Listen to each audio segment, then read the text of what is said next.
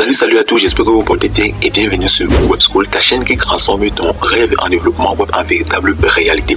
Moi c'est David Lucas et je suis très heureux de vous retrouver dans cette nouvelle vidéo pour notre formation complète en HTML5 et en CSS3 à travers seulement 10 projets. Dans la vidéo précédente, nous avons travaillé sur notre quatrième projet qui consistait à créer un formulaire de contact interactif. Vous avez appris à construire un formulaire complet et structuré en HTML, à utiliser différents types de champs comme le test, les emails, les téléphones, le select, le test AR et appliquer la validation native HTML5, à styler vos champs avec CSS Grid et Flexboard, à gérer les étages des champs comme focus, valide et invalide et surtout à offrir un feedback visuel clair et égal à l'utilisateur. Donc si tu es tombé sur cette vidéo par hasard et que tu aimerais maîtriser comment faire ce type de formulaire comme tu peux le voir donc à l'écran, je t'invite à regarder dans la vidéo précédente où nous avons donc tout fait cela, où nous avons expliqué cela et nous avons vu comment faire la mise en place avec le HTML et le CSS uniquement. Aujourd'hui donc nous passons à un niveau supérieur ou à un niveau ultra professionnel très passionnant qui consistait donc à créer une page de galerie d'images totalement responsive. Ce cinquième projet est l'occasion parfaite de mettre en pratique vos compétences en mise en page avancée tout en découvrant comment concevoir un site qui s'adapte à toutes les tailles d'écran du smartphone jusqu'à l'écran de bureau. Dans cette vidéo, vous allez apprendre à utiliser le CSS Grid pour structurer une galerie moderne et harmonieuse, explorer le Flexboard pour un alignement parfait des éléments, mettre en place des médias query pour un design 100% responsive, ajouter des effets de survol élégants et des animations fluides, créer des filtres interactifs avec CSS pour rendre votre galerie encore plus dynamique et bien plus, gérer des images responsives pour une expérience utilisateur optimale. Ensemble donc, nous allons créer une interface fluide, moderne et visuellement attractive digne d'un vrai site responsif comme vous pouvez le voir donc à l'écran. Nous allons voir donc comment mettre sur pied cette page ultra moderne, ultra professionnelle et ultra attrayante donc à voir, sans oublier le côté responsif. Nous allons voir donc comment faire ces différents effets de survol, ces différentes transitions et en fait de comment réaliser donc cette magnifique page avec juste le HTML5 et le CSS3, sans oublier donc la responsivité qui est la faculté pour une page à s'adapter à différents types d'écran. Alors si vous voulez maîtriser l'art du responsive design et apprendre à bâtir une galerie d'images élégante et adaptative, restez bien avec moi jusqu'à la fin de cette vidéo. N'oubliez surtout pas de vous abonner, à activer la cloche de notification et liker la vidéo si vous appréciez le contenu. Ça m'encourage énormément à continuer cette belle aventure avec vous. Prêt donc à transformer ton code de source en véritable page web. On verra tout cela juste après le générique.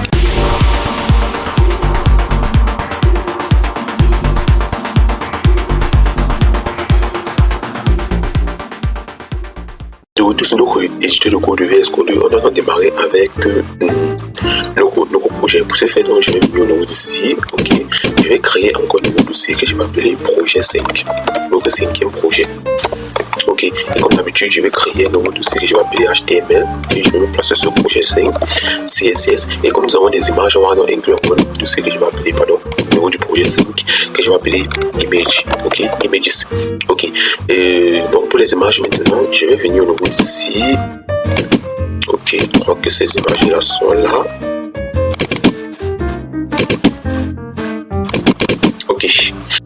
J'ai donc ces images ici. Je vais donc juste les copier.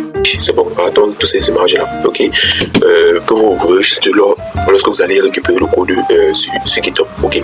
Bon, déjà donc, étant donc déjà fait, je vais venir au niveau de mon HTML. Je vais créer un fichier que je vais appeler index.html. Index.html. Donc ici, je vais aussi créer un nouveau fichier que je vais appeler style.css. Tout doit donc maintenant se jouer au niveau de mon dossier HTML. On va donc commencer. Si je vais juste faire ceci là. À ce niveau donc je vais juste changer. Je vais juste mettre comme projet 5. Je vais mettre galerie photo. Juste galerie photo et je peux juste mettre des tirets en plat. Je vais juste mettre voyage là-dessus. Ça c'était donc pour mon tiré. Maintenant, comme je me rends compte que sur mon projet, j'ai des icônes. J'ai des icônes, je crois que ces icônes-ci. Je vais faire comme d'habitude, je vais juste exporter, venir les importer au niveau d'ici, comme d'habitude. Ici, je vais faire juste un link CSS. À ce niveau, je vais juste mettre un slash et je vais venir dans mon projet. Je crois que c'est projet 2, CSS et 1.8. Et je vais faire la même chose pour le fichier strict. Strictos. source, ok, slash, je vais juste venir dans mon projet, pardon. C'est pas projet, c'est projet 2, slash, ok, JS et all point, ok. Après cela, maintenant, donc, je vais juste venir mettre, bon, ce qu'on va faire, on va juste déclarer un conteneur qui va prendre tout notre page, ok. Si je vais faire pour un conteneur, ok, maintenant dans ce conteneur, donc, je vais juste déclarer un header, ok, un header, c'est rapidement pour nos grands textes là, qui doit prendre un titre de numéro 1 et un paragraphe, ok, un titre de numéro 1 et un paragraphe, ok. Ici, je vais juste faire quoi, un H1, ok, je vais coller ça là, et ici, je vais aussi faire un P, et je vais juste copier ici, ok, et je vais coller ça là. Ok, je vais faire un contrôle A et je vais faire ceci là. Ok, bon, après cela maintenant, je vais venir au niveau d'ici. Ok, je vais donc mettre l'ensemble de ces boutons que vous pouvez voir là. Ok, ici je vais encore déclarer une GIF et je vais mettre. Ok, bon, l'ensemble de ces boutons que vous voyez, ce sont des filtres. Ok, on peut filtrer les images par catégorie. Si vous voyez ici, j'ai montagne, j'ai plage, j'ai nature. Ok, et ainsi de suite. Par exemple, je peux venir lorsque je clique ici sur nature et ça renvoie juste les différents images qui font référence aux nature. Ok, bon, ce que je vais venir maintenant ici, je vais juste mettre un GIF, donc je vais passer la place à appeler filter. Ok, au niveau d'ici maintenant, je vais juste mettre des boutons. Bouton. Ok, ce bouton sera des petits boutons. Ok, ce bouton sera des petits boutons. Ici, on va mettre juste une classe. Ok, une classe que je vais appeler par exemple. On va dire que filter PT au bouton. Et ici, si vous vous rendez compte de ce bouton, si vous voyez que c'est la couleur de CD est différente de tous les autres là. Ça veut dire que par exemple, ok, c'est pour dire que lorsqu'on a cliqué sur tout ici là, c'est tous les images qui sont affichées. Ici, je vais donc mettre une classe pour actif. Donc on va designer ça au niveau du CSS. Ok, ici je vais donc mettre quoi? Tout. Ce que je vais faire maintenant, je vais juste dupliquer ça là. Ok, ici, après on a quoi? On a montagne. Ok, pardon, montagne. Après montagne. Ok, on a plage. Après plage, je crois qu'on a ville, si je ne me trompe pas. Ok, on a ville là. Après ville, on a nature. Pardon. On a nature. Ok. Je crois que c'est bon. Ok, c'est bon. Je crois qu'il y a un S ici. Ok, après maintenant, ces différents boutons, je vais donc venir en fait mettre tous ces galeries. Au niveau d'ici, donc je vais déclarer une GIF qui doit prendre galerie.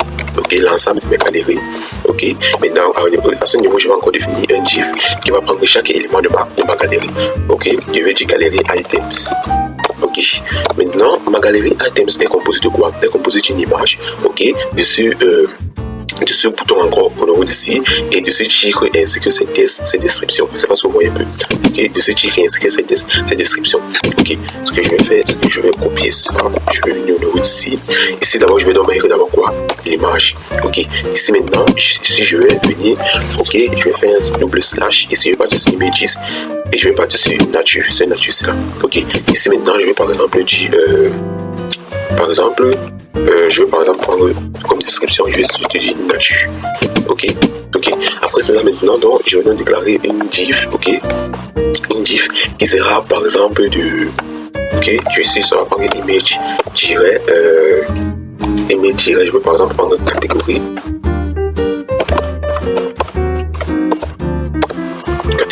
Ok, ici je vais par exemple prendre montagne. Donc, bon, on va dire nature. Ok, on va dire nature juste là.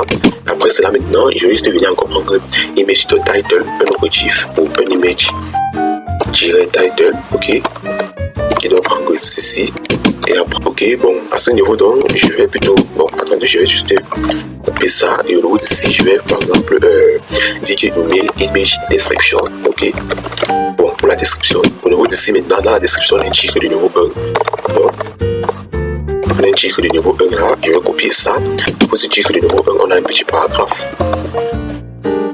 Ok, pour ceci. Je vais coller ça là. Ok, ça veut dire que j'ai déjà fini pour ce premier-ci. Ok, pour ce premier-ci. Maintenant, nous avons, je crois que c'est 8. Je vais juste dupliquer et changer juste les données. Donc, bon, pour ce faire, je vais juste dupliquer ça comme si. Laissez-moi un peu, je mets là. Ok, je vais juste dupliquer ça. On a donc ceci. Ok, après duplication, on a donc ici. Ce que je vais maintenant faire, c'est ce que je vais juste changer maintenant les données. Ok, je vais juste changer les données. Bon, si je reviens au niveau d'ici, je vois un peu ce que ça donne. Ok, j'ai en fait tout ceci. Ok, j'ai en fait tout ceci. Ok, ok. Ce que je vais maintenant faire, je vais juste changer l'ensemble de mes données. Ok, au niveau d'ici, ce serait une nature. Ici maintenant, ce serait une nature.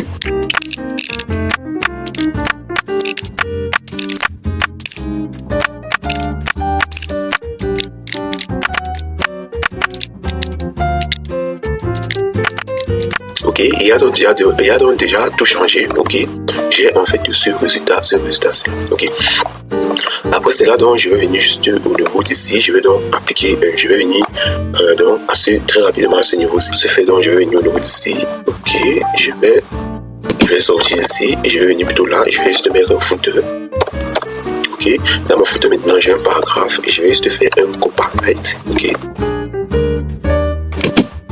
Ok, copyright, je vais juste mettre un 2025.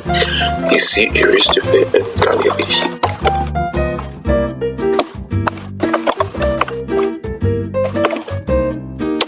Galerie photo et tout droit réservé.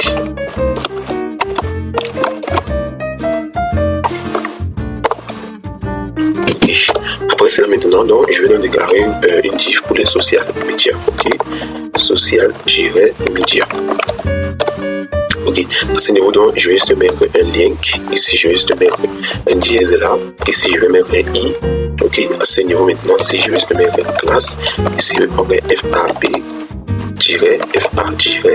FA-Instagram. Je vais juste dupliquer ça, 1, 2, 3, pardon. 1, 2, 3, ok. Ici ça sera Facebook. Ici, ça sera Twitter. Et ici, ça sera par exemple sur YouTube. Ok. Après cela, maintenant, donc, je vais maintenant mettre ce petit paragraphe-ci. Pardon, ce petit paragraphe-ci. Ok. Coller là. Ok. On a donc déjà fini avec la fondation de notre page. Ok, très rapidement. On va donc passer au design de notre page stagiaire. On va appliquer maintenant, on va rendre ça en fait joli vu que la fondation de notre page a été bien faite. Ok, a été bien fait. Maintenant, je vais juste venir là dans mon fichier CSS. Je crois pas qu'on a lié le fichier CSS. Si, ok, je vais juste venir faire un link. CSS, le nouveau ici, je vais juste faire un 2./css.style.css. Ok, et on va voir si le CSS est bien relié. À ce niveau, je vais juste faire un background. Ok, ici je vais par exemple prendre du white. Ok, vous voyez que ça prend très bien. Ok, je vais donc juste tout ça.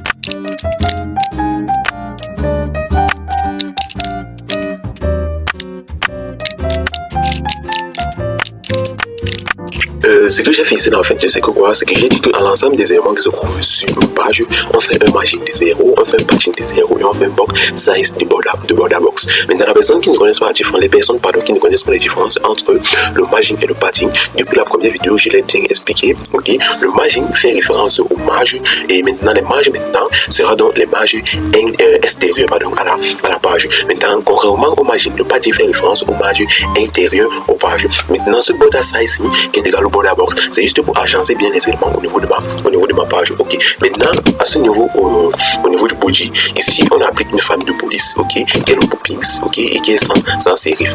Maintenant ici on a ce line qui est l'écartement entre les mots, c'est-à-dire l'écartement entre les mots suivant la hauteur. Ok, maintenant ici on a cette couleur, la couleur des mots. Ici maintenant on a ce background qui est en fait un lien gradient, c'est-à-dire on applique un gradient à nos background qui doit s'appliquer vers le bas.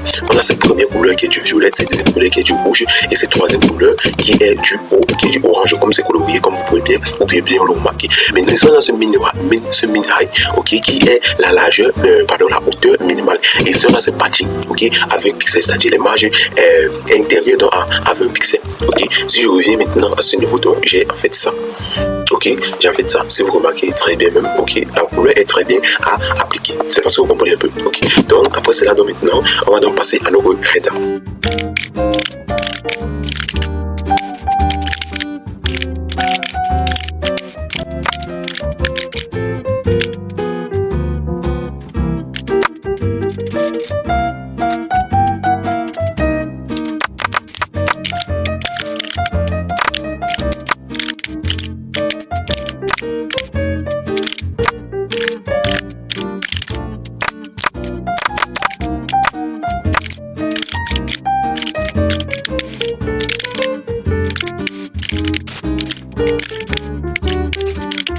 Maintenant, au radar, qu'est-ce que l'on fait? Ok, au radar, au niveau d'ici, ok, on dit d'abord que tous les tests doivent donc être centrés avec le test align center, ok, et puis on applique une marge intérieure de 40 pixels, puis aux différents éléments, c'est-à-dire différents tests, on applique donc une couleur, ok, une couleur blanche.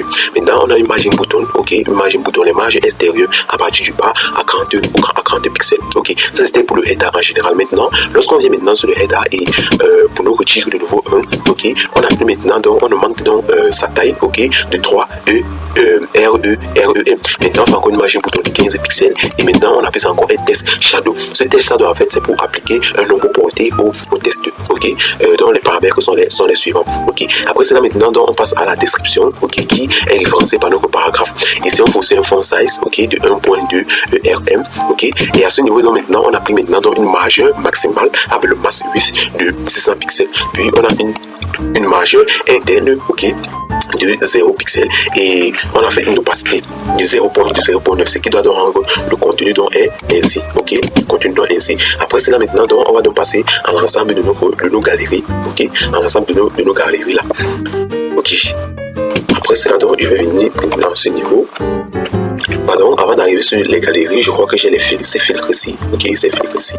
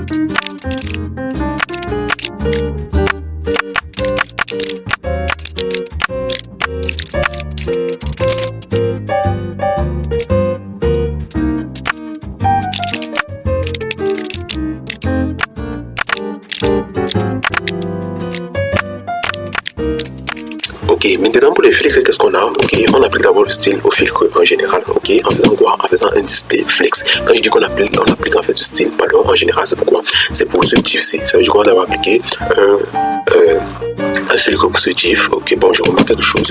Ici, j'ai mis c'est actif un peu de partout, il n'y a pas ça. Ça doit juste rester sur le premier plan.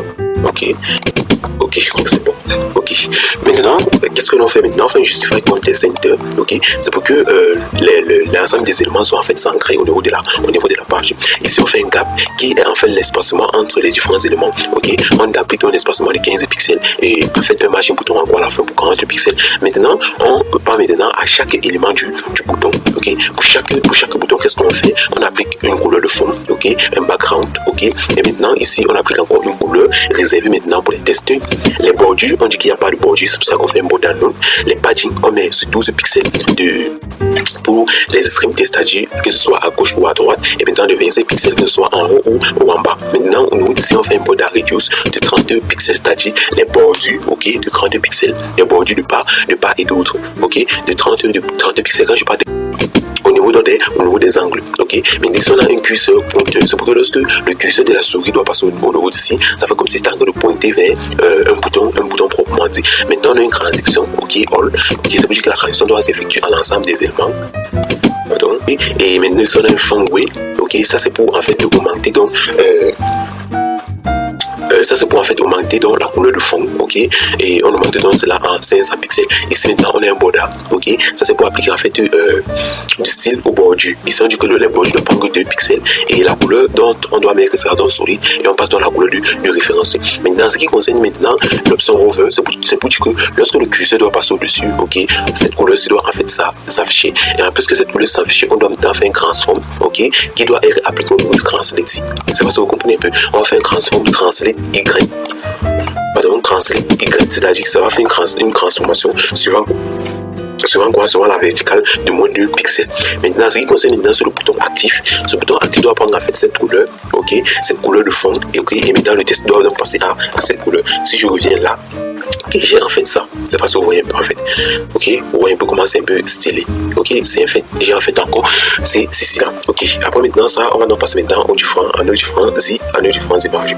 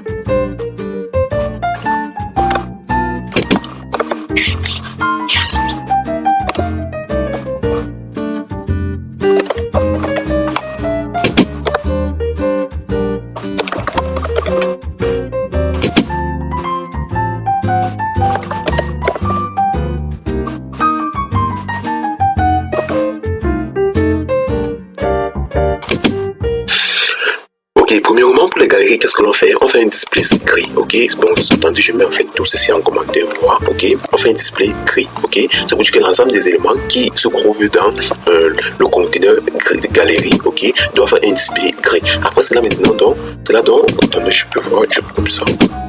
Je mets, pardon, ok, je vais tout couper ça.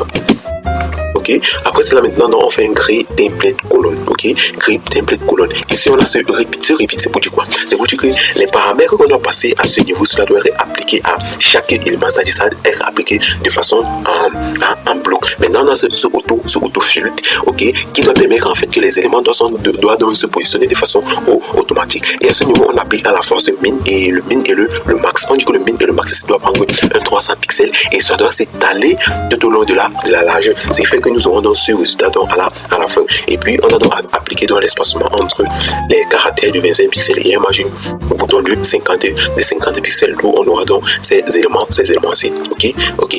Après cela maintenant donc, on va donc passer au suivant.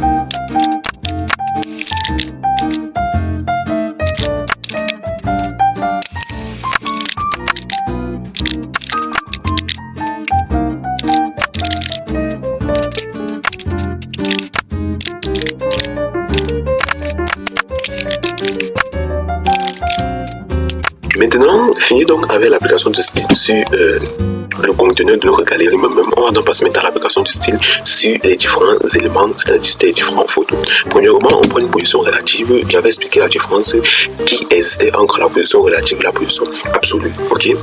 Maintenant, ici, on a un border radius, c'est-à-dire les bordures. Ok. Pour les bordures, on va prendre cela à 15 pixels. Ici, on a un box shadow pour les ombres portées. Ok. Ici, on a un cursor pointer. Ici, on a une transition pour la transition. Ok. Bon, ici, on reste passer certains paramètres. Ok. Pour le grand somme et le box shadow, ce qui fait qu'on a en fait ici, vous voyez comment la transition s'effectue très bien même. Maintenant, vous voyez comment les éléments sont entrelacés. Ok. Les tests trop longs, les éléments entrelacés. Ok. Pourtant, je crois que qu'est-ce qui s'est passé aussi? Bon, attendez, je pense ça. Bon, ce que maintenant on va appliquer, on va d'abord appliquer ces styles-ci. Ok, c'est ici, ok, qui sera donc ce overflow là, ok. Ce overflow c'est un style en CSS, ok, qui permet en fait de définir ce qui doit se passer lorsque le contenu d'un élément dépasse les limites de son conteneur, ok. Si vous vous rendez compte par exemple au niveau d'ici, attendez un peu, je mets ça comment, je mets ça là. Ok, si vous vous rendez par exemple compte qu'au niveau d'ici, ok, le test est trop long, la largeur est trop longue, ok, et ce n'est pas trop bien du tout, ok, et ainsi de suite. C'est pas ce que vous voyez un peu, ok. Ce qui fait donc que lorsque la mettant ça gère les tests là sont cachés, ok, ça veut dire qu'on ne voit pas l'ensemble des éléments, c'est pas ce que vous voyez un peu, ok. Après cela, maintenant on a ce aspect ratio, ok, ce aspect ratio, pardon, ce aspect ratio, en fait, ça permet en fait de déterminer ou de définir le rapport hauteur-largeur, oui, pardon, ce n'est pas hauteur largeur, mais c'est largeur hauteur, ok, d'un élément. En fait, cela donc va permettre de définir donc les proportions fixes entre la largeur et la hauteur, même lorsque la taille d'élément change, ok. Ce qui nous permet donc de faire ceci et ainsi, ok. Maintenant, on a en fait ce galerie item sur over, ok, qui doit prendre un grand somme translate de façon verticale et ça doit en fait augmenter l'opacité, ce qui fait que j'ai dans l'ensemble de ces éléments là, ok. J'espère que ça a été très bien compris. On va donc passer maintenant aux images proprement dit. Okay.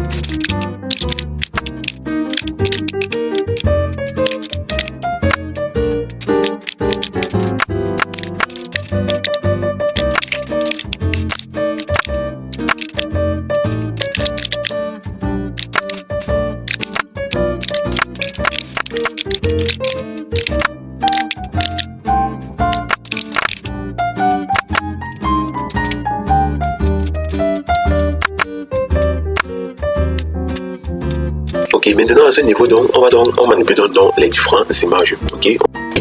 Les différentes images, ok. Ici, j'applique en fait une largeur de 100%, ok. Ici, j'applique une hauteur de 100%. Ici, maintenant, on a un objet fit. C'est pour dire quoi? C'est pour dire que l'image, en fait, doit en fait être recadrée sur son cadre proprement dit, en fait, de mieux mettre la clarté de l'image en évidence. Ici, on a une transition de 0.5 secondes, ok. Et à ce niveau, maintenant, on a ce hover. Lorsque le curseur doit passer au-dessus, qu'est-ce que ça va faire? Ça va faire un grand somme scale, ok, de 1.1, ce qui fait que nous aurons dans ce rendu final, ok. Vous voyez comment c'est presque magnifique, ok. Maintenant, ce que l'on doit faire maintenant, c'est qu'on va graver maintenant sur les tests. On va faire des sortes que lorsque le curseur doit passer au-dessus, donc on aurait donc en fait ce message ici et l'ensemble des éléments à ce niveau, ok.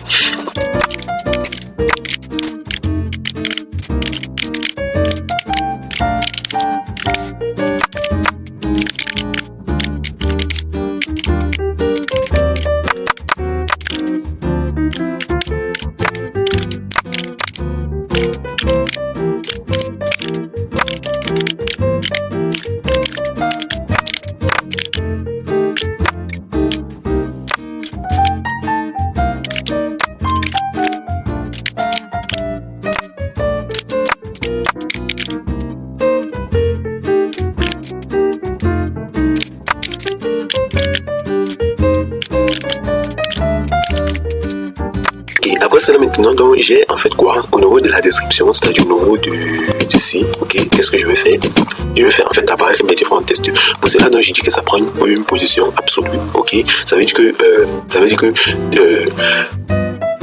par rapport à l'ensemble des éléments qui se trouvent sur la page, ok, ça doit prendre une position absolue, c'est-à-dire ça va rester exactement sur sa place, ok. Maintenant ici, c'est ça, qu'est-ce que je fais? Je fais un bouton de 0, un left de 0 et un right de 0, ok. Et ici, j'applique juste un background linéaire radian, ok, pour en fait ceci, c'est pas si vous voyez un peu ce background radian au niveau d'ici, ok. Vous voyez, j'ai mis en fait cette propriété tout top, c'est pour en fait appliquer cette couleur foncée, ok. Maintenant, j'ai la couleur de test qui est du blanc, j'ai le transform 37Y de 100%, ok. J'ai la transition maintenant de 0.3 secondes. Maintenant, qu'est-ce que je fais au niveau d'ici? Et je dis maintenant que à ma galerie, lorsque le curseur doit passer au niveau d'ici, qu'est-ce que l'on fait? Ok, on applique maintenant dans ce image description, ok, qui doit donc faire un transform translate de 0. C'est d'où on a dans ce rendu-ci là. C'est pas ce que vous voyez un peu. Ok, maintenant je me rends compte que ce que je vais faire, je vais venir au niveau d'ici, je vais augmenter ceci à 400 pixels pour que les images soient très bien mises en évidence, que ce soit un peu comme ceci. Ok, vous voyez maintenant comment c'est tout. Maintenant, on va donc faire maintenant apparaître le type que nouveau au niveau d'ici. Ok.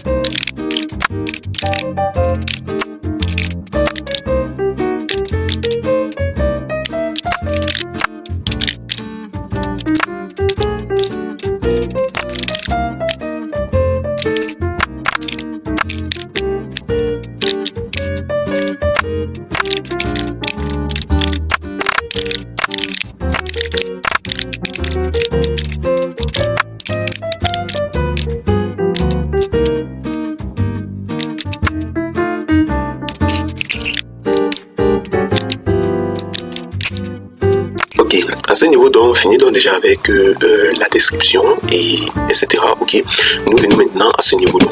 Ok, c'est-à-dire pour les H1 et les titres qui sont au niveau de la description. Ok, ici on fait juste, on augmente juste la taille. Ok, des titres de niveau 1. Ici on fait juste une marge à partir du bas. Ok, et ici on fait un fond ouvrier de A600.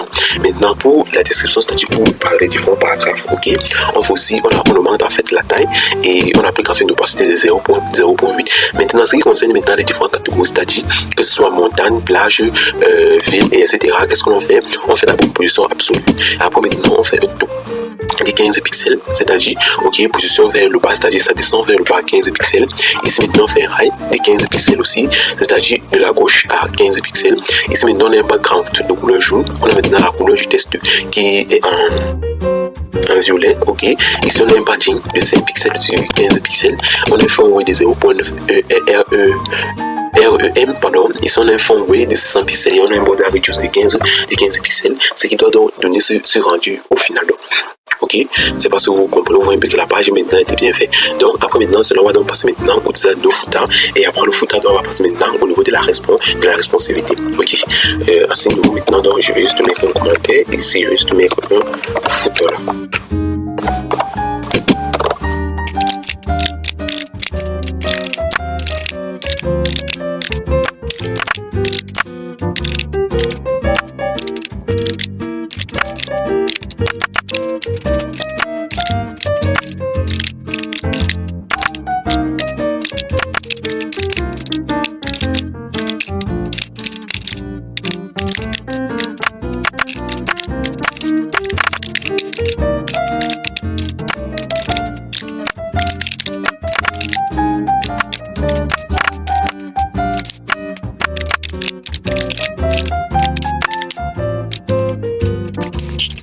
Maintenant sur le footer, ok, j'ai en fait un ensemble de ces éléments.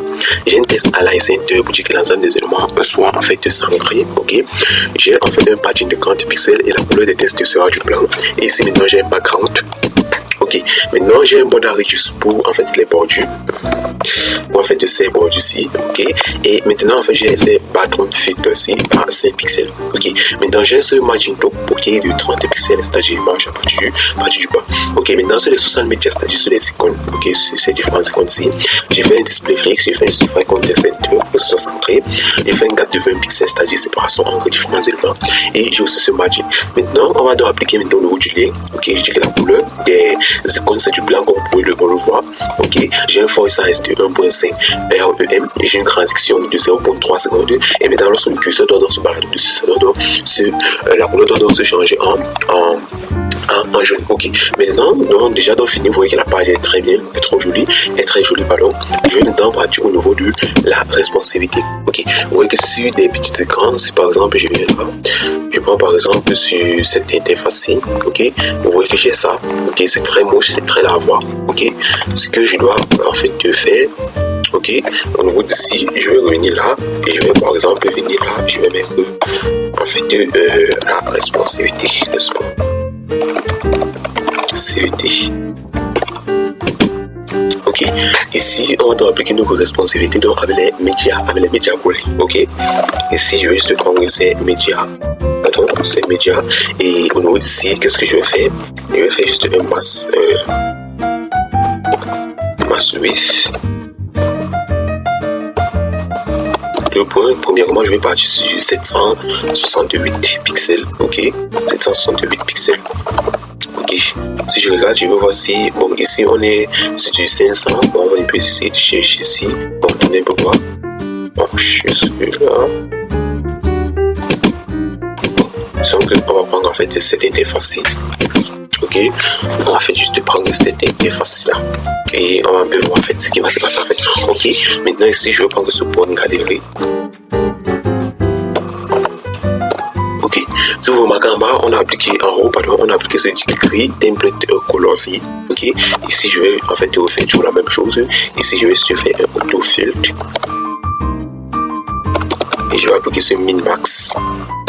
Ok, et ici je vais juste diminuer maintenant. Je vais partir sur 250 pixels et pardon, 250 pixels et ça doit en fait occuper toute la largeur. Ok. Ok, vous voyez maintenant j'ai ça, ok. Donc l'adaptation, en fait, pour le dos à adaptation, ok. Maintenant après cela, donc je vais venir au niveau d'ici, je vais juste mettre un cap de 15 pixels là, ok, pour que ce soit bien indenté là, ok. Ok, bon, maintenant après cela, donc j'ai ce point galerie, H1, ok, pardon, c'est ce petit H-ci. Qu'est-ce que je vais faire? Je vais juste diminuer, en fait, je vais juste diminuer ça à 2.2 RM, ok. Que ça donne, que ce soit très comme ceci, ok. Maintenant, je vais donc revenir au niveau de mes filtres ici, ok. Filtre, ok. On va regarder, c'est vraiment les filtres. Ok, c'est filtre. Ok, filtre. C'est niveau de. C'est moi en fait effacer ça. Donc. Point filtre. Ok, point filtre. Je vais juste prendre un cap à 10 pixels.